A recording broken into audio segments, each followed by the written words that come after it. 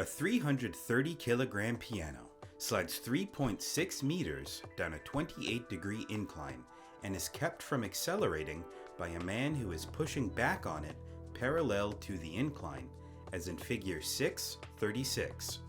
The effective coefficient of kinetic friction is 0.40. Calculate A. The force exerted by the man. B. The work done by the man on the piano. C. The work done by the friction force. D. The work done by the force of gravity. And E.